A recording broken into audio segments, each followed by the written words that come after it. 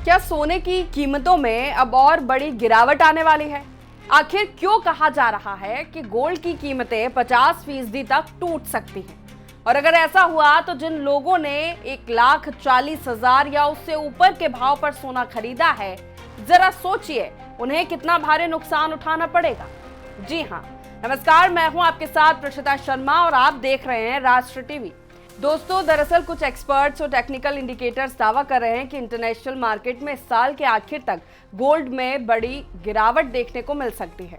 वहीं दूसरी तरफ दुनिया के बड़े इन्वेस्टमेंट बैंक जैसे गोल्डमैन सैक्स और जेपी मॉर्गन का मानना है कि इतनी बड़ी गिरावट की संभावना फिलहाल काफी कम है। तो आखिर सच क्या है? क्या गोल्ड वाकई आधी कीमत तक गिर सकता है या फिर यह सिर्फ डर फैलाने वाली प्रेडिक्शन है?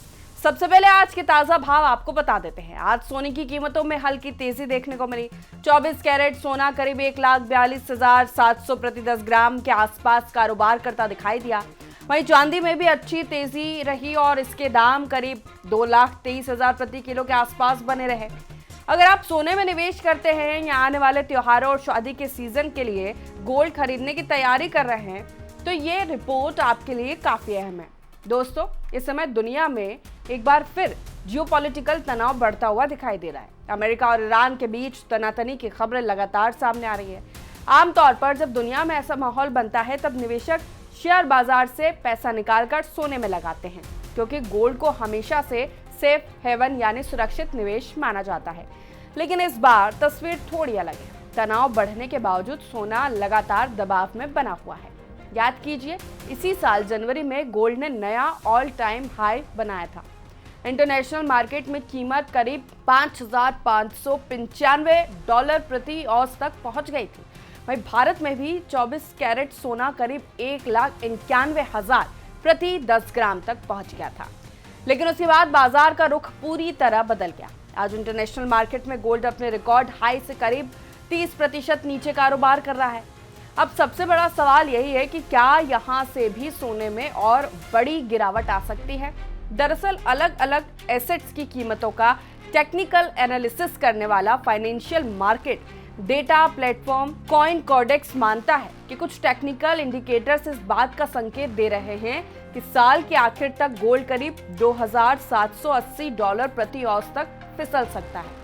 अगर ऐसा होता है तो जनवरी के हाई से करीब 50% की गिरावट देखने को मिल सकती है। लेकिन क्या वाकई ऐसा होना संभव है? यहीं से राय अलग अलग हो जाती है। दुनिया के बड़े इन्वेस्टमेंट बैंक जैसे गोल्डमैन सैक्स और जेपी मॉर्गन का कहना है कि सोने में उतार चढ़ाव जरूर रहेगा, लेकिन $3,800 से $4,000 प्रति औंस का स्तर मजबूत सपोर्ट बन सकता है।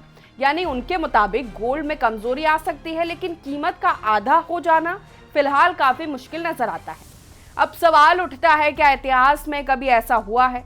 जवाब है हाँ, लेकिन बहुत कम बार। साल 1980 में ईरान संकट और सोवियत अफगान युद्ध के दौरान गोल्ड रिकॉर्ड ऊंचाई पर पहुंच गया था। इसके बाद अमेरिका के फेडरल रिजर्व ने महंगाई पर काबू पाने के लिए ब्याज दरों को करीब 20% तक बढ़ा दिया। नतीजा, गोल्ड की कीमत करीब 60% तक टूट गई। इसके बाद दूसरी बड़ी गिरावट 2011 से 2015 के बीच देखने को मिली। 2008 की आर्थिक मंदी के बाद गोल्ड में जबरदस्त तेजी आई थी, लेकिन जैसे दुनिया की अर्थव्यवस्था संभलने लगी, निवेशकों ने सोने में पैसा निकालकर शेयर बाजार में लगाना शुरू कर दिया। इसका नतीजा ये हुआ कि गोल्ड करीब 45% तक गिर गया। यानी इतिहास बताता है कि बड़ी गिरावट संभव जरूर है, लेकिन ऐसा बार बार नहीं होता। अब बात करते हैं भारत की। अगर इंटरनेशनल मार्केट में गोल्ड 40% भी टूट जाए तब भी जरूरी नहीं कि भारत में कीमतें उतनी ही गिरे। ऐसा इसलिए क्योंकि भारत में सोने की कीमत सिर्फ इंटरनेशनल रेट से तय नहीं होती। इसमें डॉलर के मुकाबले रुपए की कीमत, इंपोर्ट ड्यूटी, जीएसटी और दूसरे टैक्स भी शामिल होते हैं। अगर रुपया कमजोर हो जाता है तो इंटरनेशनल मार्केट में गोल्ड सस्ता होने के बावजूद भारत में इसकी कीमतों में उतनी बड़ी गिरावट नहीं दिखाई देती। यही वजह है कई बार दुनिया में गोल्ड 30 से 40% तक गिर जाता है, लेकिन भारत में गिरावट सिर्फ 15 से 20% तक ही सीमित रहती है। अब सबसे अहम सवाल, निवेशकों को इस समय क्या करना चाहिए? अगर आपका नजरिया लंबी अवधि का है तो सिर्फ गिरावट देखकर घबराने की जरूरत नहीं है। लेकिन अगर आप शॉर्ट टर्म के लिए खरीदारी करने की सोच रहे हैं तो थोड़ी सावधानी रखना बेहतर हो सकता है, क्योंकि आने वाले महीनों में गोल्ड की दिशा काफी हद तक अमेरिका की ब्याज दरों, डॉलर की मजबूती और मिडिल ईस्ट के हालात पर निर्भर करेगी। यानी फिलहाल बाजार में डर भी है और उम्मीद भी। अब देखना होगा कि आने वाले दिनों में गोल्ड नई मजबूती दिखाता है या फिर गिरावट और गहरी होती है। आपका क्या मानना है?